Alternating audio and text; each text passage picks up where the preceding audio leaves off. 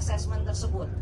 Kalau kita lihat apa saja yang kita sudah mencapai atau malah lebih dari yang lain dan apa yang masih menjadi PR besar kita.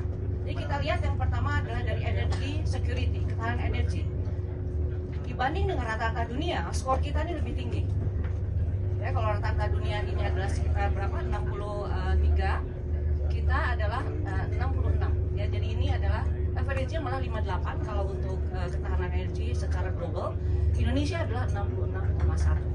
Jadi sebetulnya kan kalau kita lihat pada saat terjadi pandemi COVID, pada saat terjadi perang geopolitikal terjadi, banyak negara yang itu harus antri, malah tidak mendapatkan energi, suplai energi yang cukup gitu ya untuk masyarakatnya. Indonesia, kondisi apapun waktu itu, ketika semua negara itu lockdown, kita tetap mengoperasikan seluruh infrastruktur kita, fasilitas kita, operasional kita.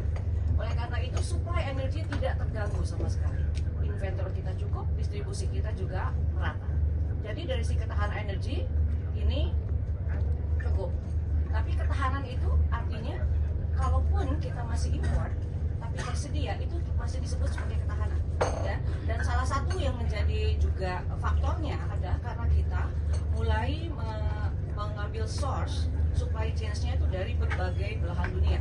Jadi ketika terjadi Saudi refinery-nya kena bom waktu itu oleh drone, kita punya supply yang lain, gitu ya, berbeda dengan tahun-tahun sebelumnya di mana kita sangat tergantung dengan Middle East. Itu juga yang menjadi faktor. Nah, ayo kita lihat yang kedua adalah energy equity atau kita sebutnya energi yang berkeadilan. Itu dilihatnya dari dua.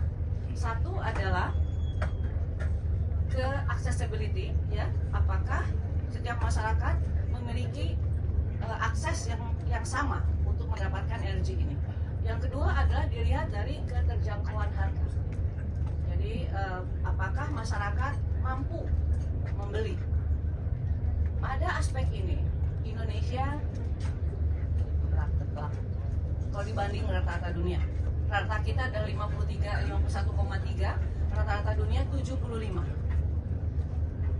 Memang kita tidak bisa membuat ini menjadi apple to apple ya dengan berbagai negara, karena Indonesia punya 17.000 pulau, punya 280 juta penduduk yang harus diserve, daerahnya juga ada 83.000 desa yang harus juga dibuat accessibility-nya. Oleh karena itu ini PR besar kita dari sisi distribusi.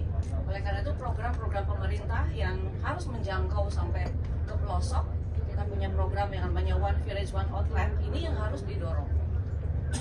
Dengan adanya pemekaran ya nambah terus juga gitu ya, yang harus kita connect.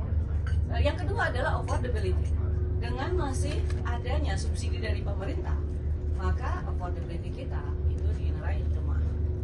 Sebetulnya ada dua sisi ya kalau kita bicara affordability. Satu adalah harga energinya ini bisa kita turunkan, tapi yang kedua sebetulnya yang paling penting adalah daya beli. Karena kalau harga energi, kalau kita compare dengan negara lain, kita ada yang malah lebih murah dibanding negara lain.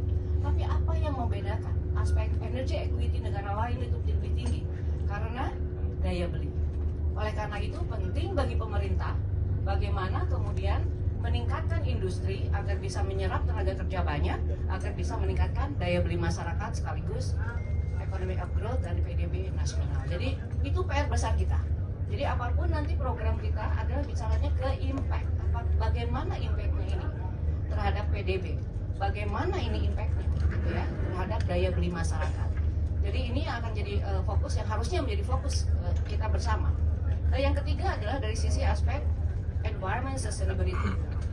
More or less ini kita sama dengan rata dunia, dengan bauran energi yang dilakukan oleh negara kita dan juga program-program dekarbonisasi yang dilakukan, baik itu adalah dari sisi volume ataupun industri yang dilakukan, ini membuat posisi Indonesia adalah seperti ini. Jadi kita masih punya PR di energy equity, khususnya adalah affordability dan accessibility. Ini adalah performa kita.